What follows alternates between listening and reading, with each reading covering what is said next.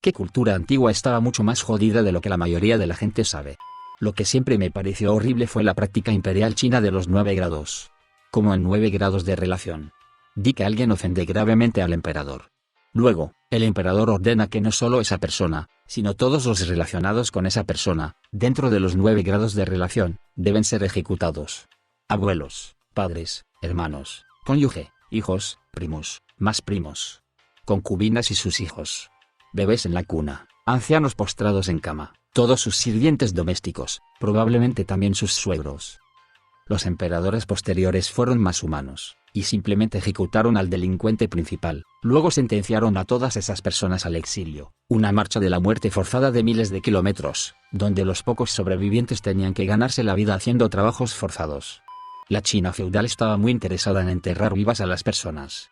Qin Shi Huang, el primer emperador responsable de la unificación de China, tras su muerte, hizo enterrar a la fuerza a 70.000 concubinas, sirvientes y trabajadores junto a él. El ejército de terracota se construyó solo porque asesinar a todos los soldados tampoco era una opción. Los antiguos asirios construyeron un vasto imperio. El imperio alcanzó su apogeo durante la era neoasiria, desde el 911 AC, hasta la caída de su ciudad más grande, Nínive, en el 612 AC. El dominio asirio, que se extendía desde Egipto hasta la actualidad, controlaba culturas ricamente diversas. Para sofocar cualquier levantamiento en estas áreas conquistadas, los líderes asirios utilizaron la violencia extrema. Sus horribles campañas se celebraron en relieves de piedra que adornaban las paredes del palacio. Crearon tablillas que contenían cada uno de los castigos que llevó a cabo el ejército asirio. Cortaron las extremidades, sacaron los ojos y luego dejaron a esas pobres víctimas deambulando. Esa pobre gente sirve como un recordatorio vivo de la crueldad de los asirios. Los asirios estaban orgullosos de las ejecuciones en masa. La piel de la víctima fue colgada en la muralla de la ciudad. La brutalidad de los asirios era extrema, incluso para los antiguos estándares de crueldad. Relieve asirio, princesa en el jardín, leyendo poesía. Músico tocando el arpa cerca. Árboles frutales decorados con cabezas cortadas. Si uno viajara a la antigua Roma, unos 5.000 cadáveres crucificados en descomposición le guiarían por el camino. Estoy muy contento de que hayamos inventado los letreros. Los incas. Soy peruano y el mito nacional aquí es que el imperio inca era el paraíso en la tierra hasta que aparecieron los malvados españoles. El imperio inca violó y mató a su paso por América del Sur. Los conquistados solo tenían dos opciones: ser asimilados al imperio o ser arrasados, al estilo Gengis Khan. Y a los asimilados no se les daba ciudadanía, se les mantenía alejados de los ciudadanos incas. Esparta. La gente en general los recuerda como estos supersoldados rudos, pero no saben cómo se construyó la sociedad espartana sobre la esclavitud draconiana y la pedofilia institucional. Esparta tiene que tener las mejores relaciones públicas históricas de todos los pueblos. Un estado esclavista tiránico con un historial militar mediocre ha pasado a la memoria popular como supersoldados que luchan por la libertad. Los gobernantes tolemaicos de Egipto fueron 10 generaciones de absolutamente jodidos, respaldados por dos líderes realmente buenos: Ptolomeo y Cleopatra. Su historia familiar sería una telenovela divertida y basura, llena de puñaladas por la espalda, feminicidio y una cantidad realmente terrible de incesto, ya que pasaron 200 años destruyendo Egipto. Lástima que todo era real. Y sí, Cleopatra fue una de las pocas historias de éxito de la endogamia de la historia. Se las arregló para obtener todos los mejores rasgos de su familia loca, y ninguno de los malos. El acervo genético ptolomeico hizo que los Habsburgo parecieran normales. No necesariamente antiguos, los iroqueses tenían muchos rituales de tortura para los prisioneros de guerra, que incluían arrancarles las uñas o cortarles los dedos, y luego obligarlos a correr y luego, si sobrevivían, serían escalpados y quemados vivos.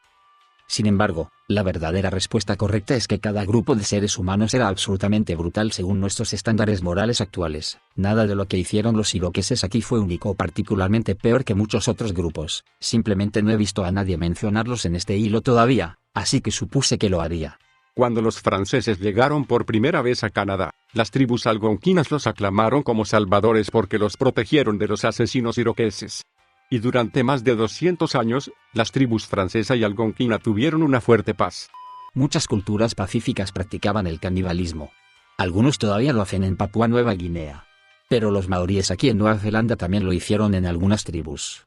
Entonces, el peor insulto que puedes usar en el idioma maorí pocokowa significa hervir tu cabeza. Volviendo a cuando las personas eran hervidas y comidas. Gengis Khan y los mongoles de la estepa fueron absolutamente despiadados y eficientes. Según los informes, civilizaciones enteras desconocidas son aniquiladas por ellos sin ningún rastro de su cultura intacta, solo campos de huesos que dicen que algo grande estaba ahí. Hubo al menos un incidente de un mongol borracho posterior a la redada que exigió que un grupo de fugitivos permaneciera quieto mientras él se tambaleaba para encontrar su espada y matarlos, y lo hicieron por temor a lo que sucedería si no lo hubieran hecho. Hubo un caso de un elemento de reconocimiento relativamente pequeño de mongoles que fueron enviados a través de unas montañas en la región rusa moderna solo para ver qué había ahí, tropezaron con un ejército nacional conjunto completo y los vencieron a todos conquistando todo el maldito lugar. Los Khan eran un pueblo duro. Por extraño que parezca, eran relativamente progresistas para su época. Una vez que tú o tu gente fueron deconquistados, a ellos realmente no les importaba lo que hicieras, hablaras o creyeras mientras pagaras tus tributos. Incluso protegieron de los asaltantes externos. Es solo, ya sabes, toda la parte masacrada y conquistada con la que lidiar. Hubo una instancia de su brutalismo único que me vino a la mente. Entonces, siendo los conquistadores progresistas que eran, honraban con bastante regularidad las creencias y los dioses de sus enemigos. En uno de esos casos, saquearon y capturaron a una gran cantidad de nobles que creían que era profano derramar sangre noble. En respuesta, los mongoles decidieron honrar sus tradiciones y, en lugar de cortarlos en pedazos, acostaron a los nobles, construyeron una pista de baile encima de ellos y festejaron como el infierno mientras los nobles eran aplastados debajo. No se derramó sangre. No es particularmente antiguo y las acciones no son tan jodidas como muchas de las que se enumeran aquí, pero me parece absolutamente una locura que la Compañía de las Indias Orientales, una compañía privada, terminara colonizando India accidentalmente.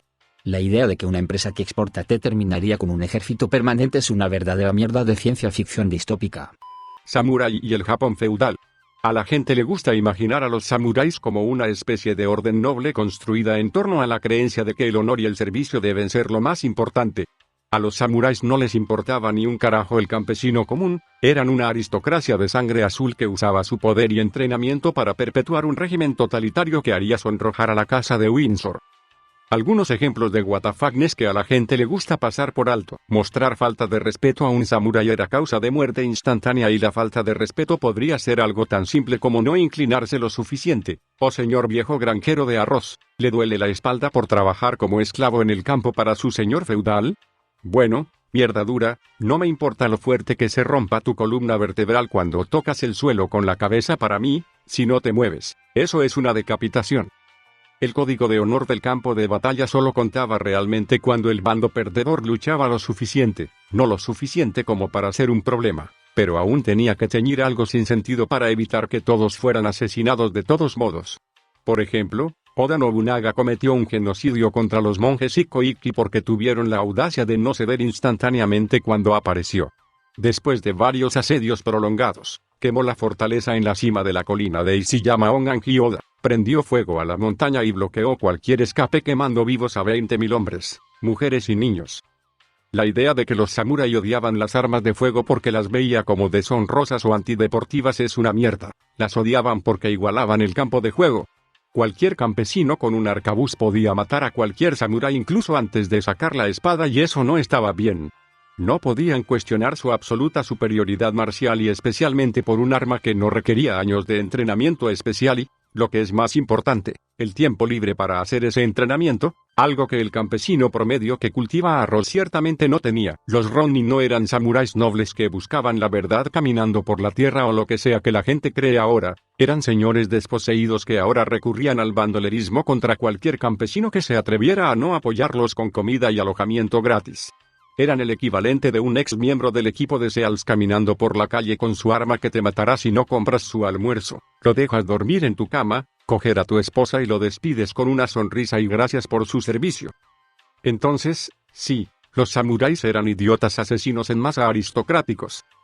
Solo para dejarlo un poco más claro, la guerra de Boshin que se libró al comienzo de la restauración imperial de México enfrentó a la clase samurái contra la nueva corte empírica y el ejército permanente se libró al 100% en el lado samurái para mantener su clase protegida. La corte imperial incluso trató de comprometerse y ofrecerles puestos gubernamentales de alto rango, pero no fue suficiente. Todavía querían mantener su lugar en la sociedad japonesa y uno de los derechos declarados que no querían perder era el derecho a llevar espadas en público con el propósito de proteger el honor, es decir, matar a un plebeyo en el acto si percibían alguna falta de respeto.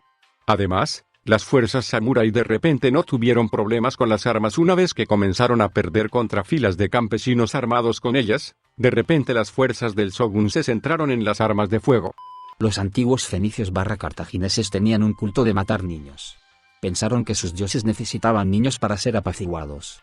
Otros pueblos cananeos semíticos abandonaron esta práctica, representada en el Tanakh, Antiguo Testamento de la Biblia, a través de la historia de Dios enviando una cabra cuando Abraham estaba a punto de sacrificar a su hijo. Aunque el sacrificio ritual anual de miles de animales por parte de los judíos antiguos no es nada de lo que burlarse, asesinar niños es obviamente mucho peor. Incluso los compañeros de los fenicios, culturas y civilizaciones contemporáneas de la época, pensaron que era una práctica bárbara. Aquí está Platón sobre el tema. Entre nosotros, por ejemplo, el sacrificio humano no es legal, sino profano, mientras que los cartagineses lo realizan como algo que consideran santo y legal, y eso también cuando algunos de ellos sacrifican incluso a sus propios hijos a Cronos, como me atrevo a decir tú mismo he oído. En un caso notable, durante las últimas guerras sicilianas, la propia Cartago casi fue sitiada y derrotada. Se puso tan mal que los civiles cartagineses tuvieron que ser presionados para el ejército en lugar de depender de su ejército mercenario. Cartago a duras penas logró una victoria en la batalla de Túnez Blanco, pero como fue tan terrible, pensaron que los dioses los estaban castigando. Entonces, después de la batalla, los cartagineses intentaron apaciguar a los dioses a través, lo adivinaste, del sacrificio humano. 300 adultos y 200 niñas fueron asesinados ritualmente. Aquí está Diodorus Siculus describiendo el evento. También alegaron que Cronos se había vuelto contra ellos, ya que en tiempos pasados habían tenido la costumbre de sacrificar a este dios a los más nobles de sus hijos, pero más recientemente, comprando y criando niños en secreto, los habían enviado al sacrificio, y cuando se hizo una investigación, se descubrió que algunos de los que habían sido sacrificados habían sido sustituidos a escondidas. En su afán de enmendar la omisión, seleccionaron a 200 de los niños más nobles y los sacrificaron públicamente, y otros que fueron bajo sospecha se sacrificaron voluntariamente, en número no menos de 300. Había en la ciudad una imagen de bronce de Cronos, extendiendo sus manos, palmas hacia arriba e inclinadas hacia el suelo, de modo que cada uno de los niños cuando se colocaba sobre ella rodaba y caía en una especie de pozo abierto lleno de fuego.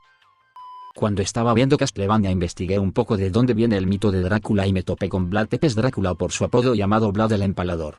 No están seguros de los números, pero tienes que empalar a mucha gente para obtener ese apodo. Lo que mucha gente no entiende es cuán brutalmente horrible fue ser empalado. Las víctimas morían lentamente por asfixia en lugar de pérdida de sangre o trauma. Apuñalarían el poste a través de alguien justo debajo de su diafragma y luego levantarían el poste en el aire. El poste no golpeó ningún órgano vital importante, por lo que la víctima permanecería con vida y con un dolor horrible. El movimiento causado por la respiración haría que la víctima se deslizara por el poste muy lentamente.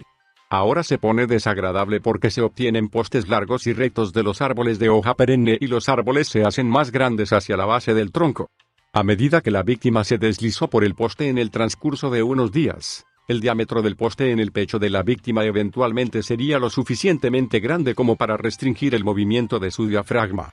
La víctima se vería obligada a tomar respiraciones más cortas y rápidas, lo que la hizo deslizarse por el poste, lo que restringió aún más su respiración hasta que se asfixió al no ser físicamente capaz de expandir sus pulmones para respirar.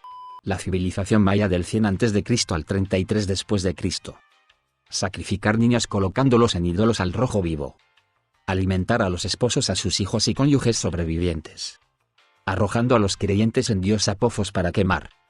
Padres arrojando bebés a un río embravecido que atravesaba una cueva. Si salía sangre por el otro lado, los dioses aceptaban el sacrificio. La lista sigue y sigue y sigue.